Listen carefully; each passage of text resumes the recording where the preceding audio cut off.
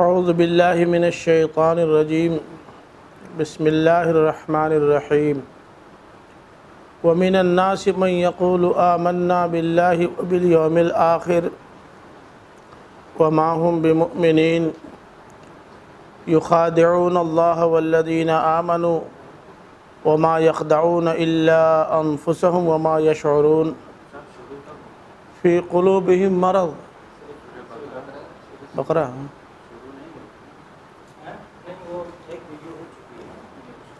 دو ہو چکی ہے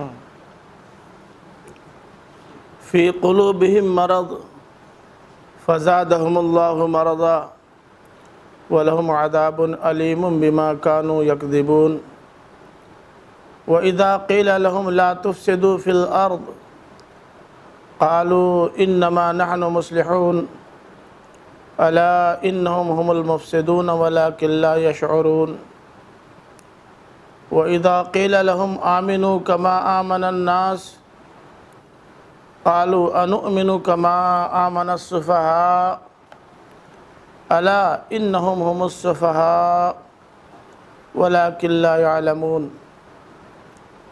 وَإِذَا لَقُوا الَّذِينَ آمَنُوا قَالُوا آمَنَّا وَإِذَا خَلَوْا إِلَى شَيَاطِينِهِمْ قَالُوا إِنَّا مَعَكُمْ إِنَّمَا نَحْنُ مُسْتَهْزِئُونَ اللہ یستہزئ بہم ویمدہم فی طغیانہم یعمہون اولئک الذین اشتروا الضلالۃ بالہدی فما ربحت تجارتہم وما كانوا مہتدین مثلہم کمثل الذی استوقد نارا فلما اضاءت ما حولہ ذہب اللہ بنورہم وترکہم فی ظلمات لا یبصرون صم بکم عمی فہم لا یرجعون او کصیب من السماء فیہ ظلمات ورعد وبرق یجعلون اصابعهم فی آذانہم من الصواعق حذر الموت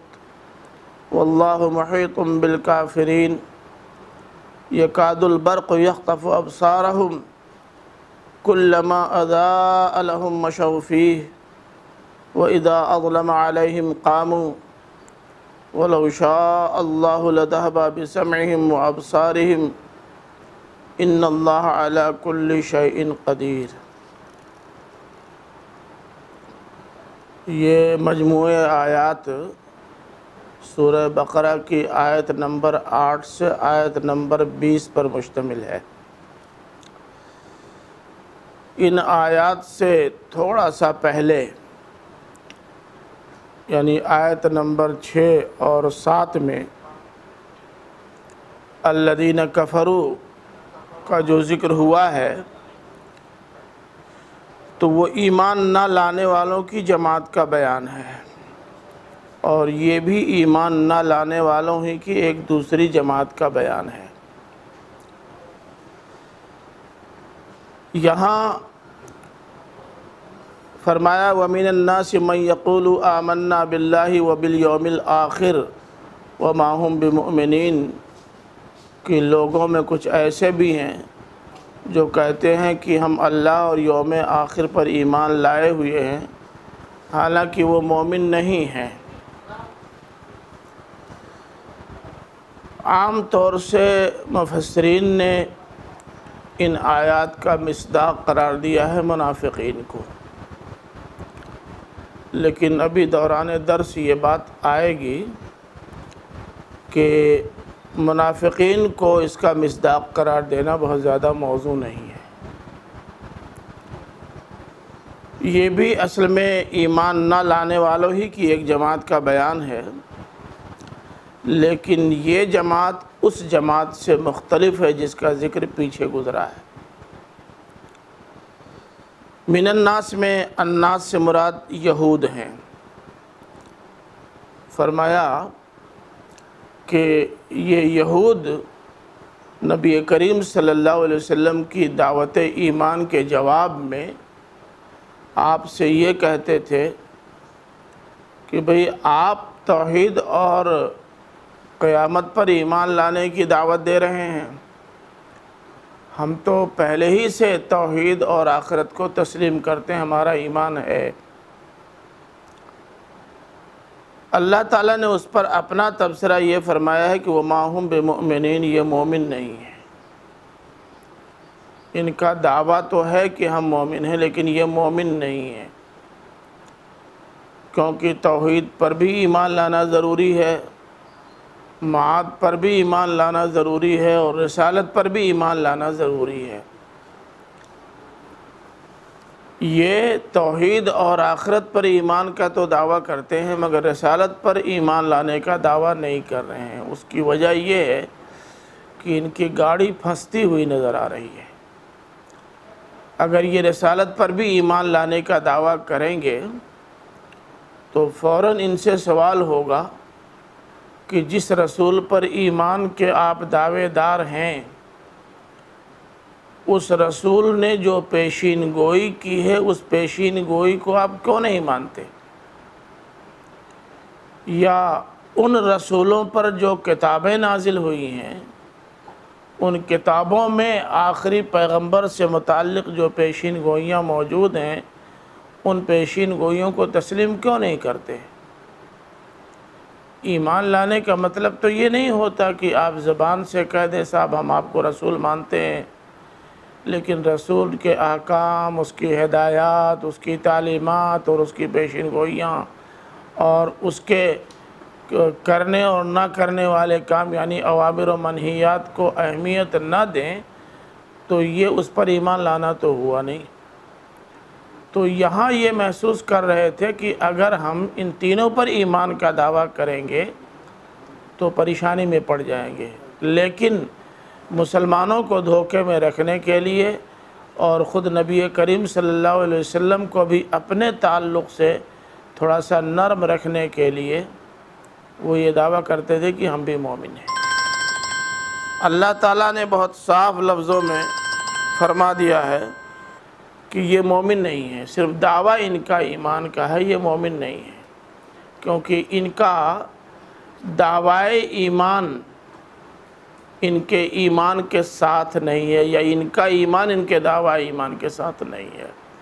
کچھ چیزوں پر ایمان کا دعویٰ کر رہے ہیں اور کچھ چیزوں پر ایمان کے اعلان اور اظہار سے گریز بھی کر رہے ہیں، تو ایسے لوگ مومن نہیں ہو سکتے۔ اب کیسے معلوم کہ ان کا دعویٰ ایمان غلط ہے؟ اللہ تعالیٰ نے یہ تو کہہ دیا کہ وَمَا هُمْ بِمُؤْمِنِينَ، یہ مومن نہیں ہیں، لیکن سوال کرنے والے سوال کر سکتے ہیں کہ جب وہ خود دعویٰ کر رہے ہیں کہ ہم مومن ہیں تو کس بنیاد پر آپ یہ کہہ رہے ہیں کہ وہ مومن نہیں ہیں؟ تو اللہ تعالیٰ نے ان کا کچا چٹھا لوگوں کے سامنے رکھ دیا ہے، بہت بلیغ اسلوب میں، انتہائی اختصار کے ساتھ اور بڑی جامعیت کے ساتھ ان کے ان پہلوؤں کو نمایاں کر دیا ہے جن کی بنیاد پر ان کا دعویٰ ایمان جھوٹا اور غلط ثابت ہوتا ہے۔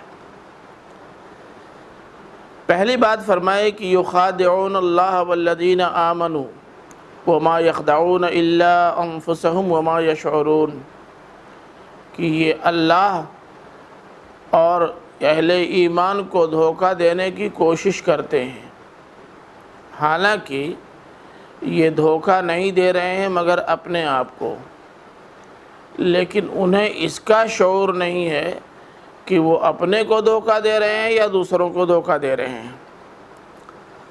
دیکھیے مخادعت اور خدا میں ایک بہت بنیادی فرق ہے۔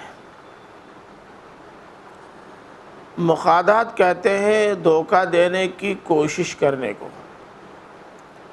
قطع نظر اس سے کہ وہ اپنی اس کوشش میں کامیاب ہوتے ہیں یا ناکام۔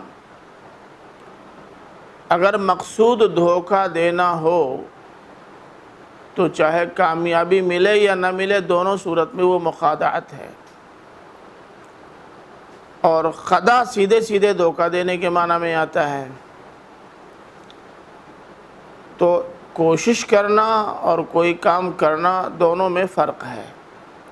اللہ تعالیٰ نے یہ فرمایا کہ یہ آمنا باللہ و بالیوم الآخر کہہ کر کے اللہ کو بھی دھوکہ دینا چاہتے ہیں اور اہل ایمان کو بھی۔ اللہ کو دھوکہ یوں دینا چاہتے ہیں کہ وہ سمجھتے ہیں کہ آمنا باللہ کہنے سے اللہ تعالیٰ پھول کے کپا ہو جائے گا، بہت خوش اور مگن ہو جائے گا کہ ہم کو تو تسلیم کر رہے ہیں نا۔ کیا اپنی طرح سے اللہ تعالیٰ کو سمجھ رکھا ہے کہ آدمی فربا شبت ادراہ گوش، مشہور ہے نا کہ جانور فربا شبت ادراہ نوش، آدمی فربا شبت ادراہ گوش۔ فارسی جانتے ہیں نا؟ پتہ ہے جانور کھا کر کے موٹا ہوتا ہے لیکن آدمی کان کے ذریعے موٹا ہوتا ہے۔ الفاظ اور جملے کی جو رشوت ملتی ہے وہ رشوت بڑی زبردست، بڑی زوردار ہوتی ہے۔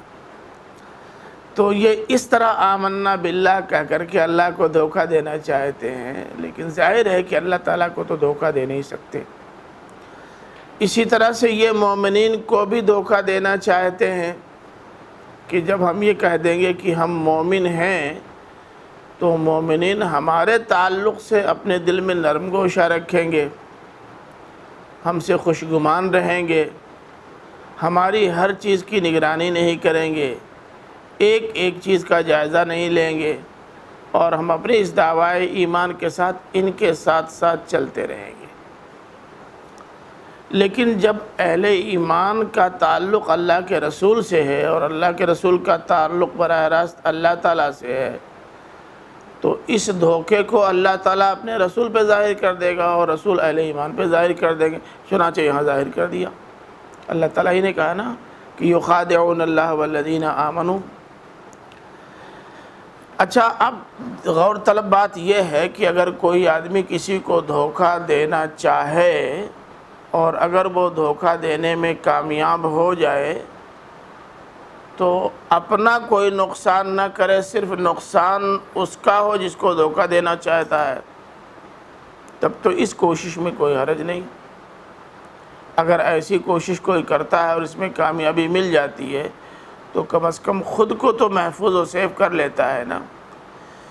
لیکن مسئلہ یہاں ہے یہ ہے کہ دھوکہ دینے کی جو کوشش یہ کر رہے ہیں اگر اس میں کامیاب بھی ہو جائیں تو اس دھوکے کا نقصان نہ الذین آمنوا کو ہوگا نہ اللہ تعالیٰ کو ہوگا، اس کا نقصان تو ان کو ہوگا۔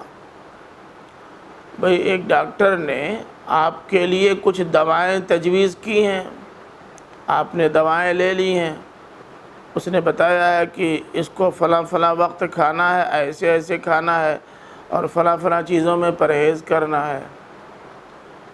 اب وہ کہے ہاں ڈاکٹر صاحب بالکل ٹھیک ہے، لیکن نہ وقت سے کھائے نہ پرہیز کرے، کچھ کھائے کچھ ناپدان میں گرا دے، اور جب ڈاکٹر صاحب پوچھیں دوا کھا لی؟ جی دوا کھا لی، ختم ہو گئی۔ ڈاکٹر کو اس دھوکہ دینے کا نقصان ڈاکٹر کو ہوا کہ آپ کو ہوا؟ تو یہ اس طرح کی دھوکہ دینے کی کوشش کا نقصان دھوکہ دینے والے کو اٹھانا پڑتا ہے۔ اسی کو اللہ تعالیٰ نے یوں کہا وَمَا يَخْدَعُونَ إِلَّا أَنفُسَهُمْ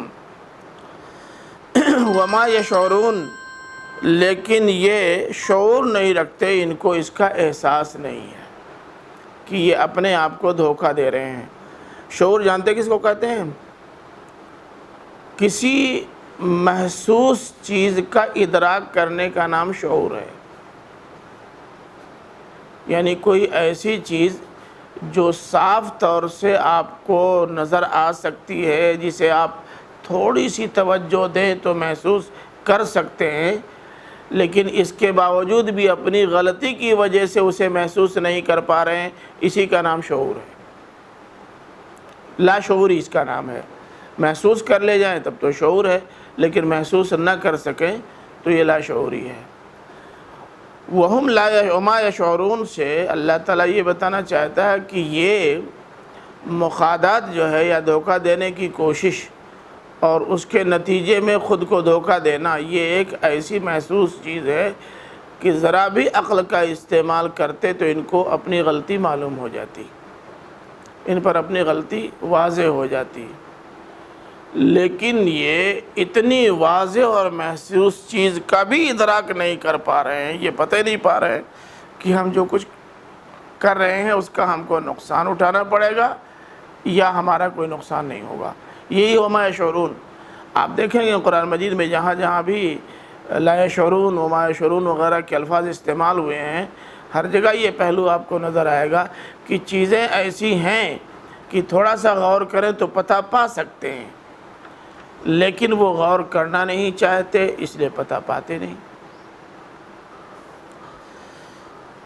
پھر آگے فرمایا فی قلوبہم مرض، ان کے دلوں میں مرض ہے، روگ ہے۔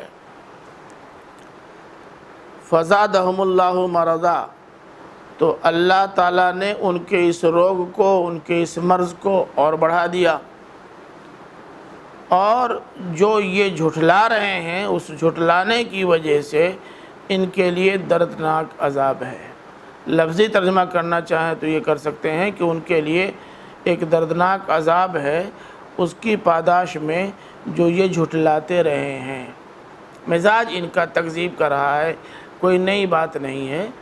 یہ وہ لوگ ہیں جو اپنے رسول کو بھی جھٹلاتے رہے ہیں، اپنی کتاب کو جھٹلاتے رہے ہیں، اور اپنے عوام کے سامنے دھوکہ دیتے رہے ہیں، اور اب یہ آخری رسول آ گیا تو اس کو بھی جھٹلا رہے ہیں۔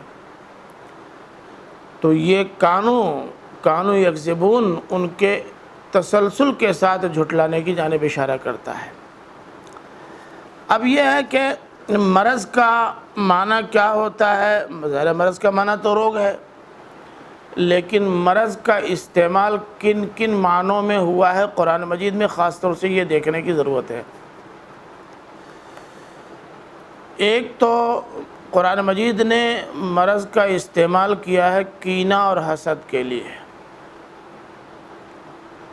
اور دوسرے استعمال کیا ہے نفاق کے لیے۔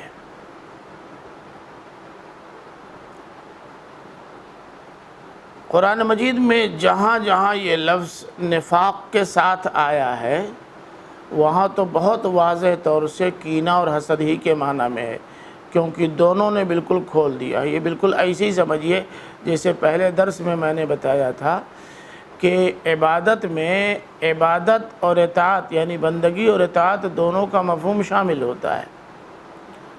اب اگر کہیں عبادت کے ساتھ لفظ اطاعت کا بھی استعمال ہو جائے تو وہ عبادت محض بندگی اور پوجا کے معنی ہی میں آتا ہے، لیکن اگر وہ عبادت اطاعت کے ساتھ نہ آئے، تنہا آئے، تو موقع بتائے گا کہ دونوں معنی ہے یا دونوں میں سے کوئی ایک معنی ہے۔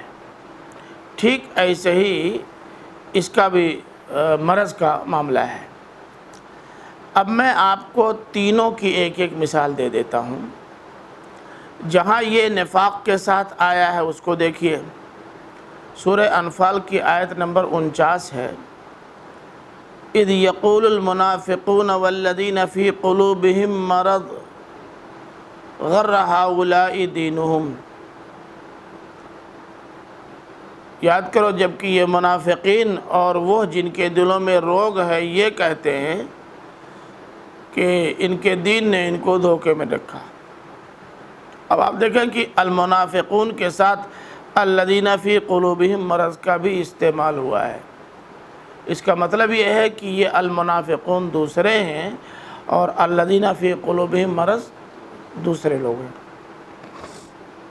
اور جس دین کو، جس شریعت کو یا دین کے جس ڈھانچے کو انہوں نے اختیار کر رکھا ہے اور اسی میں مگن ہے، اسی نے ان کو دھوکے میں ڈال رکھا ہے۔ عجیب بدقسمتی یہ ہے کہ آج بھی ہم مسلمانوں کے یہاں مسلکوں کی صورت میں دین کے الگ الگ ڈھانچے موجود ہیں، اور ہم میں سے ہر ایک کا خیال یہ ہے کہ ہمارے پاس جو دین کا تصور یا ڈھانچہ ہے وہی صحیح ہے، باقی سب غلط ہے۔ اور اس چیز نے ان کو دھوکے میں ڈالے رکھا، اور دھوکہ یہی سب سے بڑا ہے کہ وہ اس سے باہر نہ ماننے کے لیے تیار ہیں اور نہ اس کے سلسلے میں کوئی نرمی کا مظاہرہ کرنے کے لیے تیار ہیں۔ تو یہ تو ہوئی مثال اس بات کی کہ منافقین یعنی نفاق اور یہ مرض دونوں ایک ساتھ آ جائیں تو وہاں مرض سے کینہ اور حسد مراد ہوگا۔ ایک آیت اور دیکھ لیجئے، بہت واضح ہے، سورہ احزاب کی آیت نمبر 12 ہے، وَإِذْ يَقُولُ الْمُنَافِقُونَ وَالَّذِينَ فِي قُلُوبِهِم مَّرَضٌ مَّا وَعَدَنَا اللَّهُ وَرَسُولُهُ إِلَّا غُرُورًا۔ منافقین بھی یہ کہتے ہیں، اور وہ جن کے دلوں میں روگ ہے، کہ اللہ اور اس کے رسول نے جو ہم سے وعدہ کیا تھا وہ تو وعدہ صحیح نہیں نکلا۔ اور آپ جانتے ہیں کہ منافقین تو یہ بات اس لیے کہتے تھے کہ اسلام لانے کے بعد ان کا خیال یہ تھا کہ ہم ٹھنڈی سڑک سے جنت میں پہنچ جائیں گے، کوئی پریشانی نہیں مول لینی پڑے گی، کوئی زحمت نہیں اٹھانی پڑے گی۔ لیکن جن یہود نے مسلمانوں کے ساتھ معاہدہ کر رکھا تھا، اور اللہ کے رسول صلی اللہ علیہ وسلم نے جن سے یہ کہا تھا کہ ابھی تمہاری سمجھ میں یہ بات نہیں آ رہی ہے کہ اسلام کیا ہے، لیکن وقت گزرنے کے ساتھ تمہاری سمجھ میں آ جائے گا کہ اب اسلام ہی ایک واحد راستہ ہے جسے اختیار کرنا ہے، ورنہ ناکامی طے ہے۔ تو اب وہ بھی یہ کہہ رہے ہیں کہ دیکھیے صاحب، ان کا خیال تو یہ تھا کہ مستقبل اسلام کا ہے، اور صورتحال یہ ہے کہ قضائے حاجت کے لیے نہیں نکل سکتے۔ تو اب یہاں بھی دیکھیے کہ المنافقون اور الذین فی قلوبہم مرض، یہ دونوں استعمال ہوئے ہیں اور دونوں کے الگ الگ مصداق ہیں۔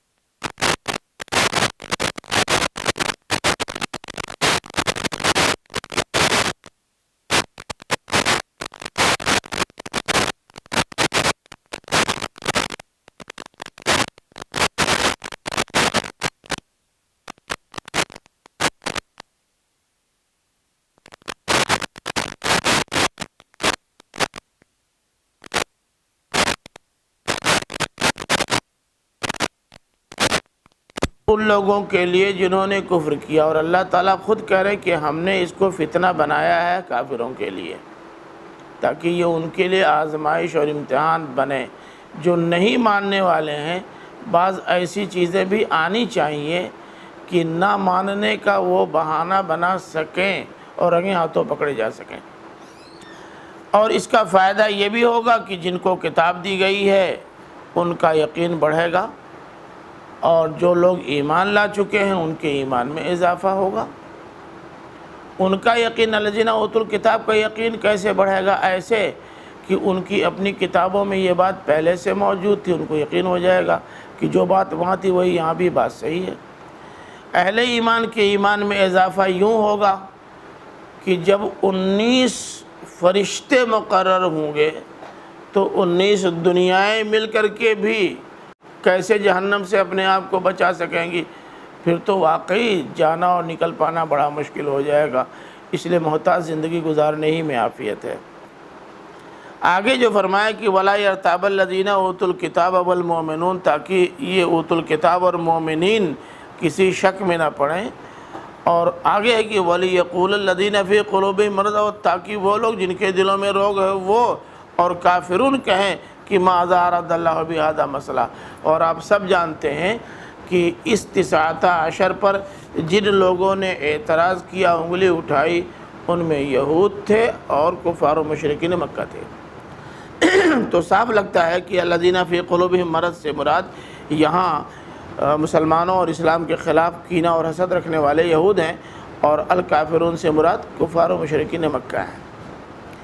تو یہ تو بات اس کی ہوئی کہ تنہا الذین فی قلوبہم مرض آیا ہے، اس کے ساتھ منافقین کا ذکر نہیں ہے۔ اس کے باوجود بھی یہ اپنے سیاق و سباق کے لحاظ سے بالکل متعین ہے کہ اس سے مراد کون لوگ ہیں۔ اب دیکھیے کہ تنہا آیا ہے اور اس سے مراد منافقین ہیں۔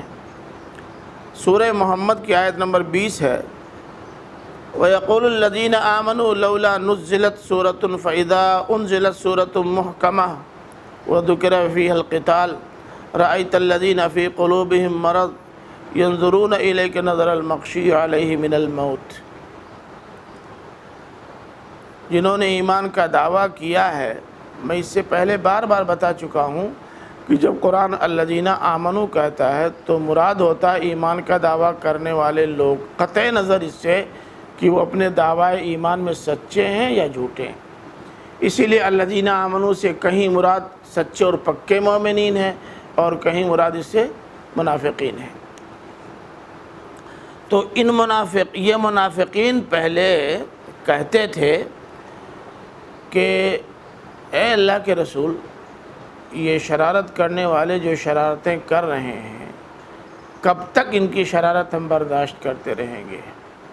آخر اللہ تعالیٰ کی طرف سے کوئی سورہ ایسی کیوں نہیں آ جاتی جس میں باقاعدہ جہاد کا حکم دے دیا جاتا؟ جہاد کا حکم ہو جائے، پھر دیکھیے ابھی ہم 4 دن میں ان کو ٹھنڈا کر دیں۔ ان کو خوب پتہ تھا کہ جب تک اللہ تعالیٰ نہیں کہے گا رسول جہاد کا حکم نہیں دے سکتے، اسی لیے پھینک رہے تھے۔ لیکن جب ان کے پاس سورۃ محکمۃ للقتال یا فی القتال، قتال سے متعلق جب بہت واضح اور محکم سورہ نازل ہو گئی تو رأیت الذین فی قلوبہم مرض، تو یہ جن کے دلوں میں روگ تھا اب وہ آپ کو ایسے دیکھ رہے ہیں جیسے موت کی غشی ان پر طاری ہو رہی ہے، یعنی ان کو اب ایسا لگنے لگا کہ اب تو جہاد کے لیے نکلنا پڑے گا، مار بھی سکتے ہیں لیکن مرنا بھی پڑ سکتا ہے، تو کہیں ہماری ہی باری نہ آ جائے۔ تو اس لیے اب وہ ایک خوف کی نفسیات میں جینے لگے۔ اب رسول کی مجلس میں آ کر کے بہت زیادہ لہکنے چہکنے کے بجائے نظریں بچانے اور بھاگنے کی کوشش کرنے لگے۔ تو اب یہاں دیکھیں الذین فی قلوبہم مرض سے مراد منافقین ہیں۔ تمام مفسرین نے منافقین ہی کو مراد لیا ہے، کوئی اختلاف نہیں ہے۔ یہ بات ذہن میں رہے کہ جب فی قلوبہم مرض قرآن کہتا ہے تو کہیں محض کینہ اور حسد اس سے مراد ہوتا ہے، اور کہیں نفاق، اور کہیں دونوں مراد ہوتے ہیں۔ اور یہ میں نے ابھی عرض کیا کہ اگر اس کے ساتھ نفاق کا لفظ آ جائے تب تو سیدھے سیدھے کینہ حسد کے معنی میں ہوگا، لیکن اگر نفاق اس کے ساتھ نہ آئے تو کہیں نفاق کے معنی میں، کہیں کینہ اور حسد کے معنی میں، کہیں دونوں معنی میں آ سکتا ہے۔ دونوں معنی کا ذکر میں اس لیے نہیں کر رہا ہوں کہ فی قلوبہم مرض کا استعمال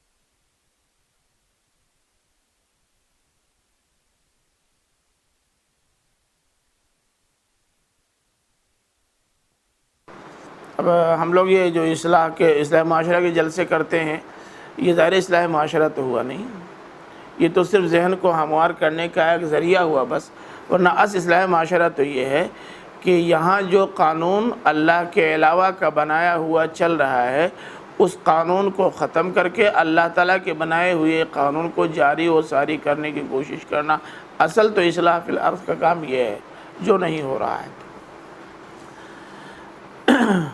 آگے فرمایا کہ وَلَكِنْ لَا يَشْعُرُونَ، تو بتا دیا میں نے کہ یہ ایسی چیز ہے کہ تھوڑا سا آدمی غور کرے تو سمجھ میں آ سکتا ہے، لیکن وہ غور کرنا نہیں چاہتے۔ وَإِذَا قِيلَ لَهُمْ آمِنُوا كَمَا آمَنَ النَّاسُ قَالُوا أَنُؤْمِنُ كَمَا آمَنَ السُّفَهَاءُ أَلَا إِنَّهُمْ هُمُ السُّفَهَاءُ وَلَكِنْ لَا يَعْلَمُونَ، جب ان سے کہا جاتا ہے ایمان لاؤ تو یہ جواب میں کہتے ہیں، یا کہا جاتا ہے ایمان لاؤ اس طرح جس طرح لوگ ایمان لائے تو یہ کہتے ہیں کیا ہم ایمان لائیں اس طرح جس طرح بیوقوف لوگ ایمان لائے؟ یہ جملہ چیخ چیخ کر کہہ رہا ہے کہ یہ جن لوگوں پہ تبصرہ ہو رہا ہے یہ منافقین نہیں ہیں، کیونکہ منافقین تو ایمان لا چکے تھے، ایمان کا دعویٰ ان کا موجود تھا۔ یہ وہ لوگ ہیں جن سے کہا جاتا تھا کہ تم کہہ رہے ہو آمنا باللہ وبالیوم الآخر، ایسے کہو آمنا باللہ وبالرسول وبالکتاب وبالیوم الآخر، کہہ دینا یہ نہیں ہوگا، یہ تو بیوقوف لوگوں کی بات ہے۔ یہ کیا بات ہوئی؟ ہم نے اللہ کو مان لیا، آخرت کا تصور موجود ہے، یہ کیا ضروری کہ ان کے ہاتھ میں اپنا ہاتھ تھما دیں، آپ جیسے چاہو چلاؤ؟ یہ تو بیوقوفی ہے نا۔ ہم دانش مند ہیں، عقل مند ہیں، ہمارے پاس سوجھ بوجھ ہے، ہم پڑھے لکھے لوگ ہیں، ایک جاہل ان پڑھ کے ہاتھ میں اپنا ہاتھ تھما دیں، یہ کیسے ہو سکتا ہے؟ یہ ان کی دلیل تھی، یہ ان کی بنیاد تھی، سب سے کڑی اور سخت بنیاد۔ کہتے تھے نہ، ہم ان کے ہاتھ پر تو ایمان لانے سے رہے، ان کو رسول ماننے سے رہے۔ کیا سرخاب کا پڑ لگا ہوا ہے ان کے اندر کہ ان کو رسول مان لیں؟ رسول تو ہمارے یہاں ہوئے، دیکھیے موسیٰ رسول ہوئے، دیکھیے داؤد رسول ہوئے، دیکھیے سلیمان رسول ہوئے، وہ رسول تھے۔ یہ کون سے رسول؟ نہ باپ کا سایہ ملا، نہ ماں کا دودھ ملا، نہ کہیں سے کوئی سہارا ملا، گھر کے لوگوں نے بھی بھگا دیا۔ ان کے ہاتھ پر ایمان لانے کا کیا موقع ہے؟ یہ کون کہہ سکتے تھے؟ وہ جو ایمان لا چکے تھے، غلط یا صحیح؟ یہ وہی لوگ کہہ سکتے تھے جو کسی بھی قیمت پر ایمان لانے کے لیے تیار نہیں تھے۔ جبکہ عام طور سے مفسرین نے یہی لیا ہے کہ یہاں مراد منافقین ہیں۔ صرف میرے علم کی حد تک مولانا اصلاحی صاحب یا امام طبری صاحب کی رائے یہ ہے کہ نہیں، اس سے مراد منافقین ہیں، وہ ہیں یہود ہیں، اور ان کا بھی رجحان سید قطب کا بھی یہی معلوم ہو رہا ہے۔ باقی لوگوں کی رائے ایک ہے، لیکن وہ بہت مناسب نہیں ہے، الفاظ ساتھ نہیں دیتے، مضمون ساتھ نہیں دیتا۔ الا انہم ہم السفہاء، سنو، بیوقوف تو یہ لوگ ہیں، یہ دوسروں کو بیوقوف قرار دیتے ہیں، حالانکہ یہ بیوقوف خود ہیں۔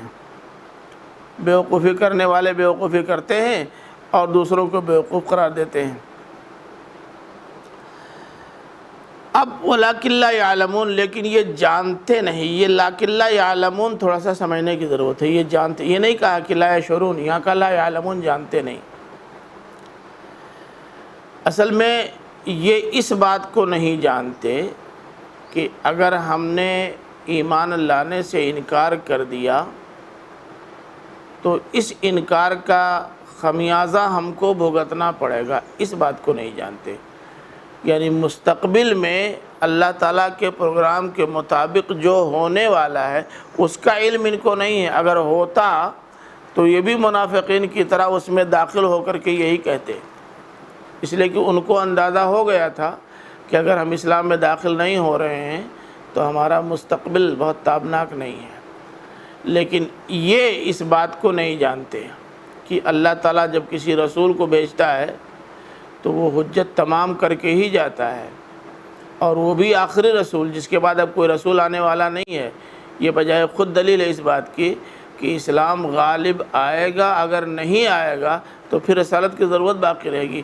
یہ اس کا علم ان کو نہیں ہے۔ اگر یہ علم ہوتا تو ایسا نہ کرتے۔ اور دیکھیے، جب آدمی یا تو عقیدت میں اندھا ہو جائے یا دشمنی اور حسد میں اندھا ہو جائے تو پھر علم اس کا ساتھ چھوڑ دیتا ہے، پھر وہ کسی بات کو علم کی بنیاد پر، معرفت کی بنیاد پر، بصیرت کی بنیاد پر نہ سنتا، نہ جانتا، نہ مانتا ہے۔ اب ان کا آگے کا کردار دیکھیے کہ وَإِذَا لَقُوا الَّذِينَ آمَنُوا قَالُوا آمَنَّا،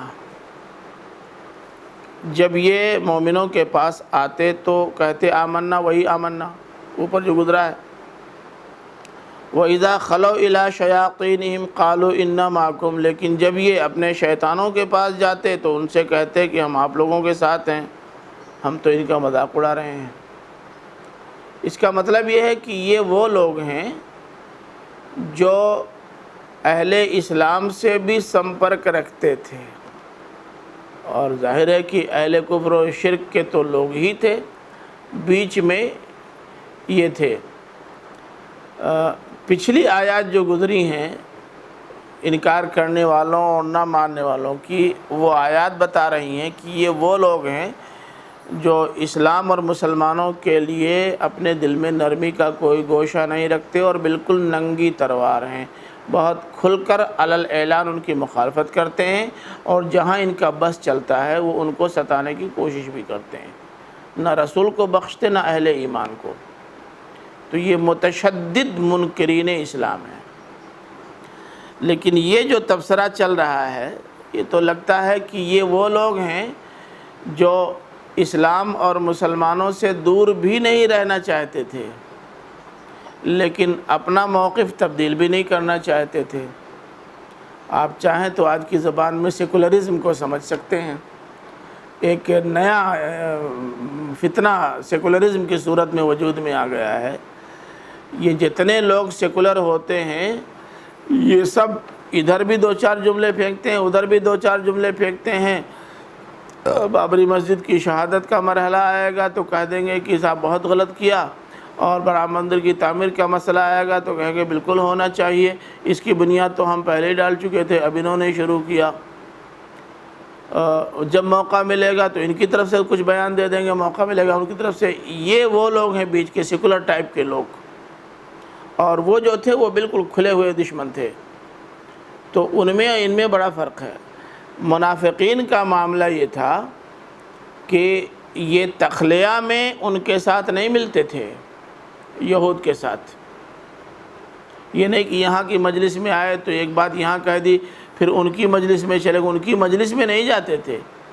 یہ تو انفرادی رابطہ رکھتے تھے لوگوں سے، تاکہ اہل اسلام کو پتہ نہ چل سکے کہ یہ ہمارے آدمی نہیں ہیں۔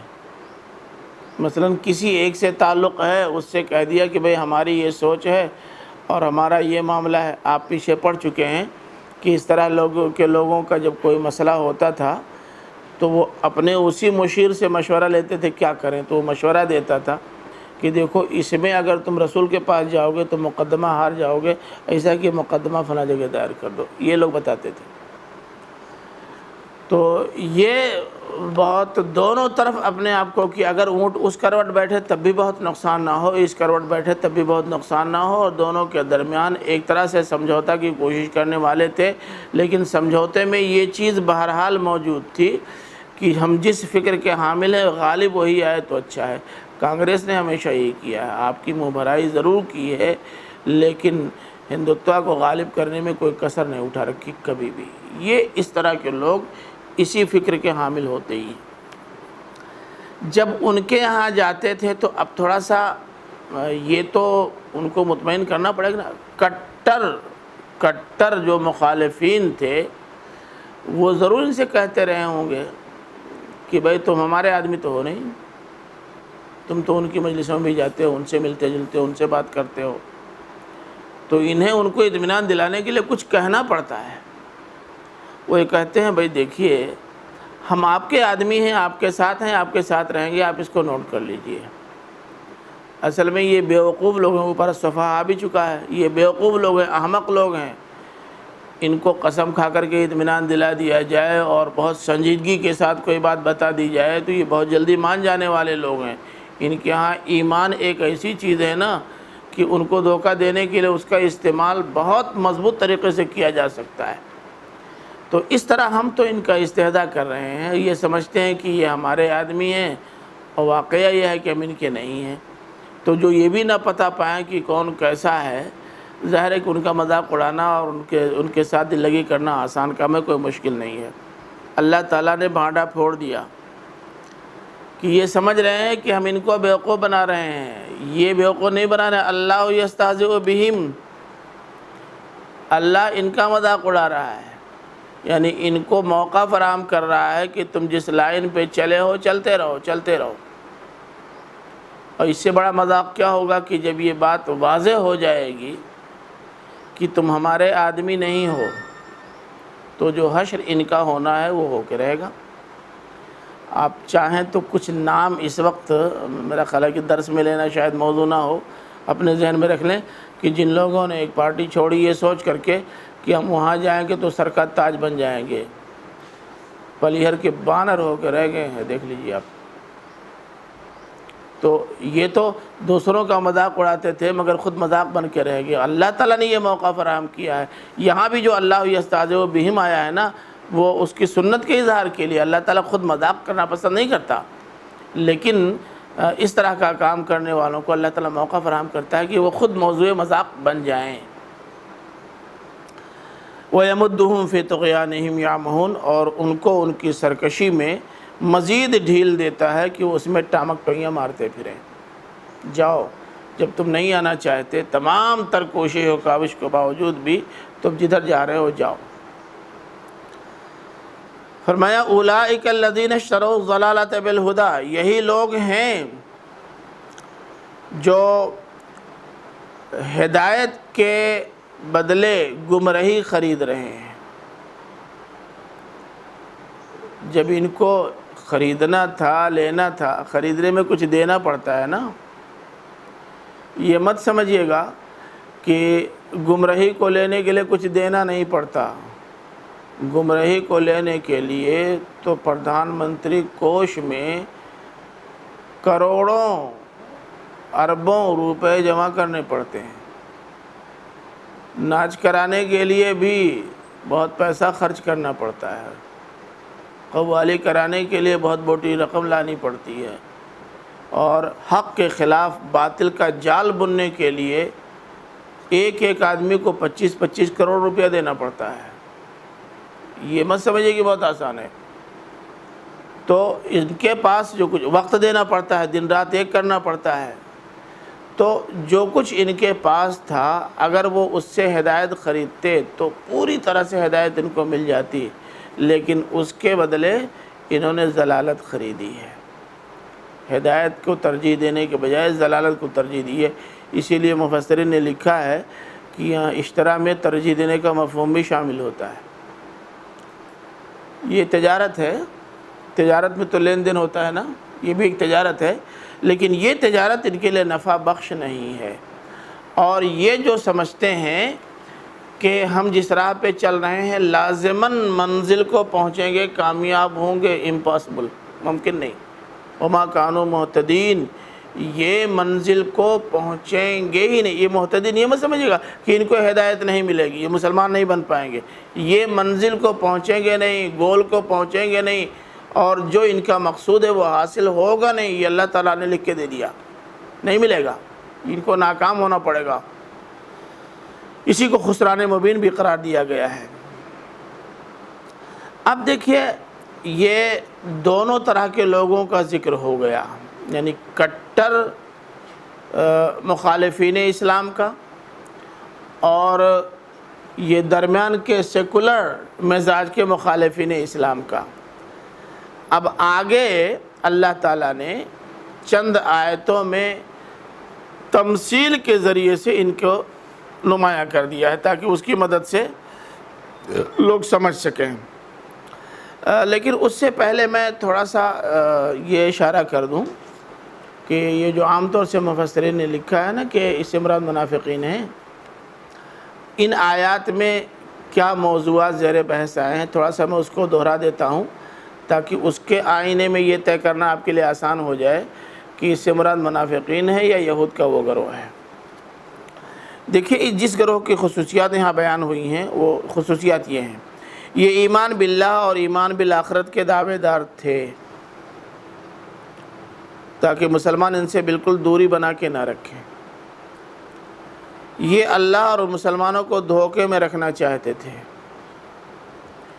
یہ جرأت کے ساتھ حق کا استقبال نہیں کر سکتے تھے، اس کے بجائے جھوٹ اور فریب کا سہارا لیتے تھے۔ ان کا اصلی حسد بنی اسماعیل کے خلاف تھا۔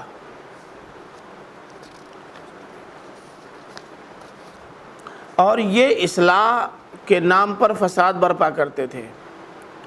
یہ مسلمانوں کو ہمیشہ دھوکے ہی میں رکھنا چاہتے تھے تاکہ پس پردہ وہ کام کر سکیں جو یہ کرنا چاہتے تھے۔ ان کا ادعا تو عقل مندی و دانش مندی کا تھا، لیکن وقت نے بتایا کہ یہ پرلے درجے کے احمق تھے۔ انہوں نے خواہ دانائی کا ڈھنڈورا پیٹا۔ صحیح بات تو یہ ہے کہ ان پر وہ شعر صادق آتا ہے، نہ خدا ہی ملا نہ وصال صنم، نہ ادھر کے ہوئے نہ ادھر کے ہوئے۔ اب تمثیل پر آئیے۔ اس میں سے ایک تمثیل تو ان کٹر اور متشدد معاندین اسلام کی ہے، اور دوسری تمثیل یہ درمیان میں کچھ ان کے ساتھ کچھ ان کے ساتھ رابطہ بنا کر اپنے آپ کو سیکولر بنائے رکھنے والوں کی ہے۔ ابھی تمثیل ہی سے واضح ہو جائے گا کہ یہ دونوں کی تمثیل کیسے ہے۔ فرمایا مثلہم کمثل الذی استوقد نارا، ان کی مثال ایسے ہے جیسے ایک شخص نے آگ جلائی، فلما اضاءت ما حولہ، تو جب اس آگ نے ماحول کو منور کر دیا، روشن کر دیا، ذہب اللہ بنورہم، تو اللہ تعالیٰ نے ان کے نور کو سلب کر لیا، وَتَرَكَهُمْ فِي ظُلُمَاتٍ لَا يُبْصِرُونَ، اور ان کو ایسی تاریکیوں میں چھوڑ دیا جہاں ان کو کچھ سجھائی نہیں دے رہا۔ صُمٌّ بُكْمٌ عُمْيٌ فَهُمْ لَا يَرْجِعُونَ، ایک تو رات اندھیری ہے، گھٹا ٹوپ اندھیرا ہے، دوسرے یہ بہرے گونگے اندھے بھی ہیں۔ اب بہرے گونگے اندھے جو ہوتے ہیں، نہ وہ کسی راستہ بتانے والے کی آواز سن سکتے، نہ ستاروں کی روشنی اگر کہیں سے چھن کے آ جائے تو اس سے فائدہ اٹھا سکتے، اور نہ اپنی مصیبت میں کسی کو آواز ہی دے سکتے ہیں کہ بھائی میں راستہ بھٹک گیا، ہے کوئی بتانے والا۔ فَهُمْ لَا يَرْجِعُونَ، ظاہر ہے کہ جو اندھیری رات میں ایسے راستے پہ چل چکے ہوں جس راستے سے واقف بھی نہ ہوں، بہرے گونگے اندھے ہوں، اب جدھر سنگ سمائے گا چلے جائیں گے، ایسے لوگوں کے منزل پر لوٹ کے آنے کا سوال ہی نہیں پیدا ہوتا، کہیں بھی بھٹک کے جا سکتے ہیں۔ اب اس میں آپ دیکھیں کہ ان کی جو تمثیل بیان ہوئی ہے، تو تمثیل و تشبیہ کا فرق تھوڑا سا سمجھ لیجئے۔ تمثیل بھی تشبیہ ہی کی ایک قسم ہوتی ہے، اس سے الگ کوئی چیز نہیں ہے، لیکن بلاغت میں آپ نے پڑھا ہوگا کہ دونوں میں ایک باریک سا فرق بھی ہے۔ تشبیہ میں تو ہوتا یہ ہے کہ مشبہ اور مشبہ بہ میں کسی ایک پہلو سے بڑی گہری مناسبت ہوتی ہے۔ جیسے یہ کہہ دیا جائے کہ سیف اللہ کل اسد، یا فیض کل اسد، فیض شیر کی طرح ہے۔ ظاہر ہے کہ ہاتھ پیر آنکھ کان ناک تو شیر کی طرح ہے نہیں، لیکن ہیں بہت جری، بہت پہلوان، اور بغیر کسی خوف کے اقدام کرنے والے۔ یہ ایک خوبی ان کے اندر ایسی موجود ہے کہ اس کی بنیاد پر شیر سے تشبیہ دینا ممکن ہے۔ تو اب یہ فیض اور الاسد کے درمیان ایک وصف ایسا ہے جو مماثل ہے، یہ تشبیہ ہے۔ تمثیل میں ہوتا ہے یہ کہ مشبہ اور مشبہ بہ کے درمیان کسی ایک پہلو میں کلی مناسبت ضروری نہیں ہوتی، بلکہ صورت واقعہ کی تشبیہ بنتا ہے۔ ایک پوری ہیئت ہے اسے سامنے رکھیے، اور جس سے تمثیل بیان کی گئی ہے، تشبیہ دی گئی، اس کو سامنے رکھیے، تو اس سے جو تصویر نمایاں ہوتی ہے وہی اس سے بھی نمایاں ہوتی ہے۔ یہ ہے تمثیل، اور قرآن مجید میں تمثیلات بہت ہیں، بے پناہ ہیں۔ اب یہی آپ دیکھ لیں، ان کی تمثیل ہے، ایک آدمی ہے جس نے آگ جلائی، گھٹا ٹوپ اندھیرا ہے، راستہ معلوم نہیں ہو رہا ہے، ضرورت ہے راستہ پانے کی۔ ایسے میں ایک آدمی آتا ہے اور اس کو آگ روشن کر دیتا ہے۔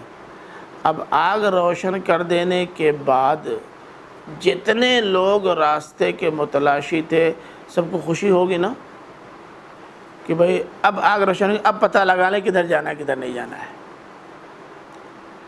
لیکن ان کا حال یہ ہے کہ یہ پہلے ہی سے یہ بات طے کیے بیٹھے ہیں کہ اب ہم کو منزل پر پہنچنا نہیں، اس لیے صورتحال جیسی بھی ہو کیا فرق پڑتا ہے۔ تو اب جب آگ روشن ہوئی تو ان کے دماغ میں جو پہلے سے موجود ہے اس کی وجہ سے نہ یہ منہ کا استعمال کرتے، نہ کان کا استعمال کرتے، نہ آنکھ کا استعمال کرتے۔ بات یہ پہلے سے طے لیتا ہے تو پھر کوئی اقدام نہیں کرتا، کوئی محنت نہیں کرتا۔ تو کیا فائدہ ان کے سامنے ٹارچ جلانے سے؟ بھائی ادھر بھی ایک آدمی اندھیرے میں ہے، ادھر بھی ایک آدمی اندھیرے میں ہے، ادھر بھی ایک آدمی اندھیرے میں ہے۔ سنیے، اب اگر سب کو اجالا چاہیے تو تھوڑا ادھر دکھا دو، تھوڑا ادھر دکھا دو، تھوڑا ادھر دکھا دو۔ ان کو اجالا چاہیے ہی نہیں، آپ ٹارچ ان کو دکھائیں گے ہی نہیں۔ اسی کو ذہب اللہ بنورہم کہا ہے، اللہ تعالیٰ نے ان کا وہ نور چھین لیا جس سے یہ اس اجالے سے فائدہ اٹھا سکتے تھے۔ یعنی گویا مکمل طور سے یہ محروم ہوئے، اس لیے کہ یہ خود محروم رہنا چاہتے تھے۔ یہ ان کی مثال ہے جو حق کو حق ماننے کے لیے تیار ہی نہیں ہے۔ انہوں نے پہلے سے طے کر لیا ہے مسلمان اور اسلام غلط۔ آپ دلیلیں دیا کیجئے، روشنی پہ روشنی بکھیرا کیجئے، نہ ان کی آنکھیں کام دیں گی، نہ ان کے کان کام دیں گے، اور نہ ان کی زبان کام دے گی۔ یہ جب بھی بولیں گے زہر اگلیں گے، اور جب بھی دیکھیں گے تو وہ چیز دیکھیں گے جس پر وہ اعتراض کر سکیں، اور جب بھی سنیں گے مسلمانوں کے خلاف باتیں سنیں گے، ان کے حق میں نہیں سن سکتے۔ یہ کٹر لوگ ہوئے نا، متشدد قسم کے لوگ ہوئے۔ اب جو بالکل متشدد ہیں، اپنی کسی صلاحیت کا استعمال کرنا نہیں چاہتے، اور اس کے نتیجے میں اللہ تعالیٰ نے بھی ان کی ساری صلاحیتیں جپاٹ کر دی ہیں۔ ختم اللہ علی قلوبہم وعلی سمعہم وعلی ابصارہم غشاوہ کی تصویر بن چکے ہیں۔ کیسے وہ واپس آئیں گے حق کی طرف؟ واپس لانے کا لفظ اس لیے استعمال ہوا ہے کہ اللہ تعالیٰ نے ایک فطرت بنائی ہے، وہ فطرت حق کی فطرت ہے، لیکن انہوں نے اپنی فطرت کے خلاف اقدام کیا ہے۔ اب اگر فطرت کی طرف لوٹ آئیں تو پھر راستہ پا سکتے ہیں، لیکن جنہوں نے اپنی ساری صلاحیتوں کا مثبت کے بجائے منفی استعمال شروع کر دیا ہے، یہی ارادہ بھی ہے، فَهُمْ لَا يَرْجِعُونَ، وہ فطرت کی طرف نہیں لوٹ سکتے۔ اب ایک دوسری مثال لیجئے، او کصیب من السماء فیہ ظلمات ورعد وبرق یجعلون اصابعهم فی آذانہم من الصواعق حذر الموت واللہ محیط بالکافرین یکاد البرق یخطف ابصارہم کلما اضاء لهم مشوا فیہ وَإِذَا أَظْلَمَ عَلَيْهِمْ قَامُوا وَلَوْ شَاءَ اللَّهُ لَذَهَبَ بِسَمْعِهِمْ وَأَبْصَارِهِمْ إِنَّ اللَّهَ عَلَى كُلِّ شَيْءٍ قَدِيرٌ۔ یا یوں سمجھیے کہ آسمان سے بارش ہو رہی ہے، سیب کہتے ہیں زوردار بارش کو، ہر بارش کو نہیں کہتے، آسمان سے زوردار بارش ہو رہی ہے۔ آج کل اس کو ایک نئی اصطلاح میں لوگ کہتے ہیں کہ بادل پھٹ گیا ہے، کس کے بارش ہوتی ہے تو کہتے ہیں بادل پھٹ گیا ہے۔ یہ وہ بادل پھٹنے کے لیے صحیح بات ہے۔ اس کے اندر تاریکیاں بھی ہیں، چمک اور گرج بھی ہے۔ اب یہ سفر کر رہے ہیں، چل رہے ہیں، جب چمک اور گرج ہوتی ہے تو اس ڈر سے کہ کہیں ایسا نہ ہو کہ کان میں وہ تیز آواز آئے اور دل بیٹھ جائے، کان میں انگلی ٹھوس لیتے ہیں تاکہ اتنی تیز گرج کا اثر دل قبول نہ کرے، آنکھ بند کر لیتے ہیں تاکہ نگاہیں خیرہ نہ ہو جائیں، ایک خوف کی نفسیات میں جیتے ہیں۔ فرمایا کہ یہ بھی کافر ہیں، اللہ تعالیٰ نے ان کا بھی احاطہ کر رکھا ہے، اس لیے یہ بھی نتیجے کے اعتبار سے ویسے ہی ہوں گے جیسے وہ ہوئے جن کے پیچھے ذکر ہوا ہے۔ بجلی چمکتی ہے اتنی تیز کہ ان کی نگاہوں کو خیرہ کر دیتی ہے، لیکن جب کبھی بجلی چمکتی ہے زور سے تو یہ اپنی آنکھ ڈر کے مارے بند کر لیں، مگر تھوڑا سا اس لیے کھول لیتے ہیں کہ دیکھ لیں راستہ، اس کے بعد پھر معمول پہ آ جاتے ہیں، اور یہ راستہ جو دیکھ لیا ذرا سا اس کی روشنی میں کچھ دور چلتے ہیں، اس کے بعد بجلی چمکتی ہے پھر رک جاتے ہیں، جب تک بجلی نہیں چمکتی کھڑے رہتے ہیں، بجلی چمکتی ہے آنکھ بند کر لیتے ہیں، لیکن تھوڑا سا جو اجالا ملتا ہے اس سے پھر تھوڑا سا دیکھ کے کچھ اور چلتے ہیں۔ اسے فرمایا کہ وَإِذَا أَظْلَمَ عَلَيْهِمْ، اور جب یہ بجلی نہیں چمکتی اندھیرا ہو جاتا ہے تو اپنی جگہ پہ کھڑے ہو جاتے ہیں۔ فرمایا کہ اگر اللہ تعالیٰ چاہے تو ان کی سماعت اور ان کی بصارت دونوں ختم کر دے، اللہ تعالیٰ ہر چیز پہ قادر ہے، لیکن ایسا نہیں کر رہا ہے۔ اب آپ ان کو دیکھیے کہ یہ کفار اور کٹر کافر اور مشرک نہیں ہیں، یا وہ یہود نہیں ہیں جو اسلام کو گھاس بھی ڈالنے کو تیار نہیں، بلکہ یہ ہے کہ جب مسلمانوں کی مجلسوں میں آتے ہیں، اللہ کے رسول کی مجلس میں آتے ہیں تو اللہ کے رسول کی گفتگو سن کر کچھ نہ کچھ تو متاثر ہوتے ہیں۔ ایک معقول بات کان میں پڑے اور کان کے ذریعے دل میں پہنچے تو تاثر کچھ بنتا ہے، یہ ایک روشنی پھوٹتی ہے آگے بڑھنے کے لیے۔ لیکن اب جب ان کی مجلسوں میں یہ پہنچتے ہیں تو ان کی مجلسوں میں پہنچنے کے بعد فوراً یہ اثر زائل ہو جاتا ہے، پھر اندھیرے میں چلے جاتے ہیں۔ تو اب ظاہر ہے کہ جو ان سے اور ان سے دونوں سے رابطہ رکھتے ہیں، یہاں آئیں گے کچھ روشنی ملے گی، وہاں جائیں گے کل جپاٹ ہو جائے گا، تو وہ نہ ادھر آگے بڑھ سکتے نہ ادھر آگے بڑھ سکتے، بس اسی میں پڑے رہ جائیں گے۔ اللہ تعالیٰ نے فرمایا کہ انہوں نے جو پالیسی اختیار کر رکھی ہے اس کے نتیجے میں ہونا تو یہ چاہیے تھا کہ ان کو بھی ویسے ہی محروم کر دیا جاتا جن کے بارے میں ختم اللہ علی قلوبہم وعلی سمعہم وعلی ابصارہم غشاوہ آیا ہے، لیکن ہم نے ابھی ان کو موقع اس لیے دیا ہے کہ جب رابطہ ان کا اسلام اور اہل اسلام سے ہے تو ممکن ہے آج نہیں کل ان کے دماغ میں کوئی بات اتر جائے، لیکن اگر کوئی بات نہیں اترتی تو جس طرح ان کو پکڑ کر پیٹنے پر اللہ تعالیٰ قادر ہے، ایسے ان کو بھی تمام محروموں کے شکار بنا سکتا ہے۔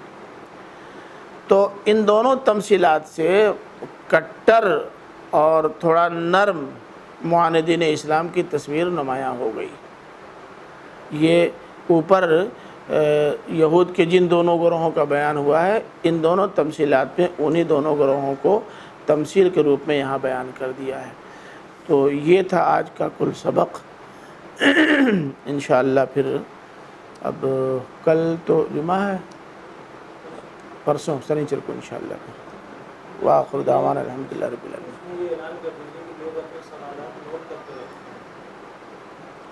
ہاں دیکھیں، آپ لوگ درس میں شریک رہیے اور اپنے سوالات وغیرہ نوٹ کرتے رہیے، اور وہ سوالات آپ بھیج سکتے ہیں۔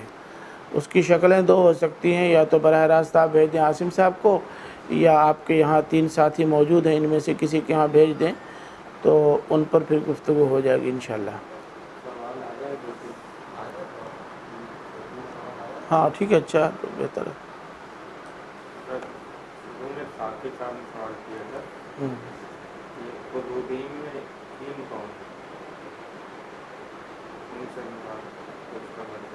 فی قلوبہم مرض، جن کے دلوں میں روگ ہے۔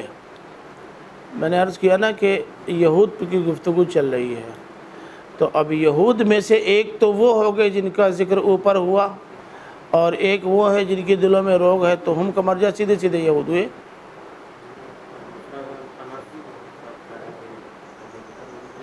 آیت 9 میں مضارع استعمال ہوا ہے، یخدعون اور یسرون، اور نفی کے لیے ما نافیہ استعمال ہوا ہے۔ کہ آیت 12 میں مضارع ہے لیکن لا نافیہ استعمال کیا گیا، اس کی حکمت کیا ہے؟ دونوں میں فرق کیا؟ حالانکہ مضارع کے ساتھ اللہ آتا ہے۔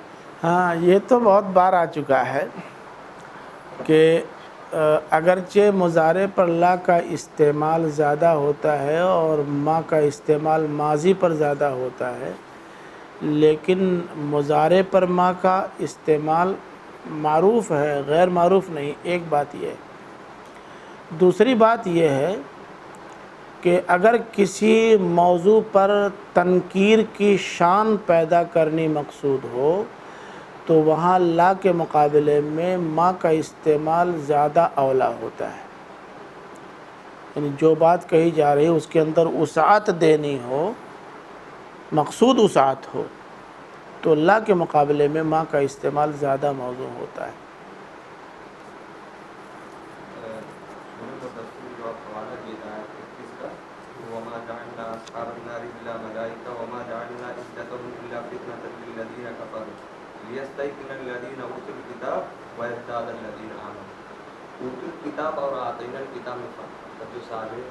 ہاں جی دیکھیے ایسا ہے